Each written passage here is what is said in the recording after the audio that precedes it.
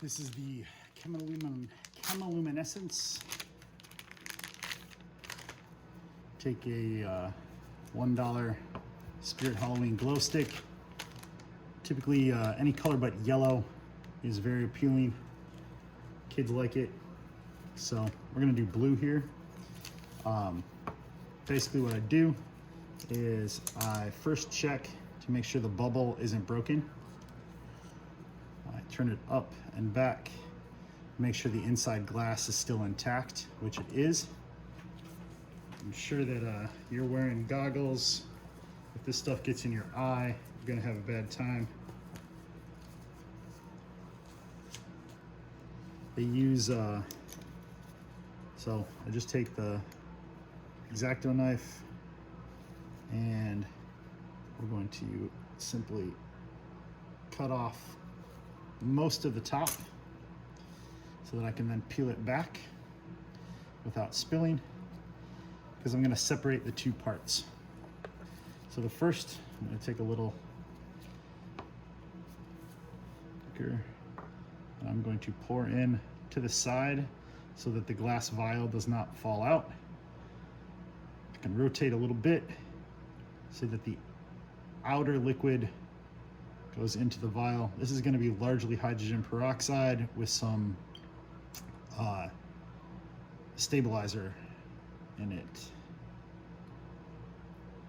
I'm fairly confident that the state of California would consider this to be a carcinogen. So we're going to keep this under wraps. I got it labeled so I know exactly what it is. After that, I'm going to need to remove the vial from inside the glass capsule. So I'm going to open the top. I'm going to pour the glass capsule out onto a cloth because we've got to get all the second liquid or inside liquid from out of the capsule and try to drop it or break it. And so then this is going to be our inner capsule. This is going to be blue. Now, try to clean it a little bit more. And I'm going to then rinse this off. Here's washing out the capsules. So I simply empty the glass, put it in some water. I take and rinse a number of times. You want to make sure there's no hydrogen peroxide left to cause this reaction to happen, because we're going to reuse these outer capsules to break the glass and do so as safely as possible.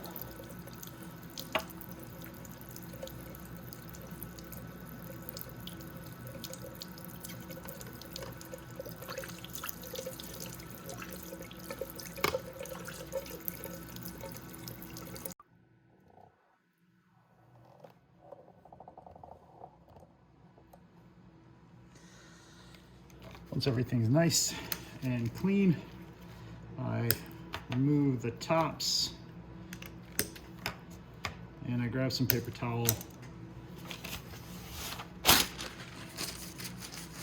twist it, and wedge it down there to dry everything off. Again, I want as few contaminants as possible getting in to the inner capsule. Now the inner capsule should be a neon dye and a preservative, and then some unknown trademarked chemical that the Glowstick manufacturer cartel has a hold on. Replace the glass capsules in to the outer shells for later breaking. I'm gonna not break them yet. I want them to stay as airtight for as long as possible. So I'm gonna break these on the day of. I find that I get better yield, longer lasting, with less screw ups when I do it that way. Thoroughly dry off my blue dye capsules.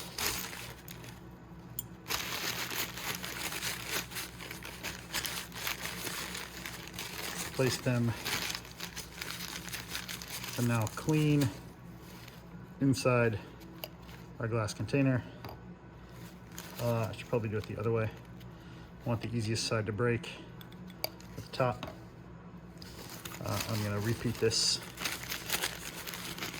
as many times as I see fit. I think 4 should probably be enough for a single class.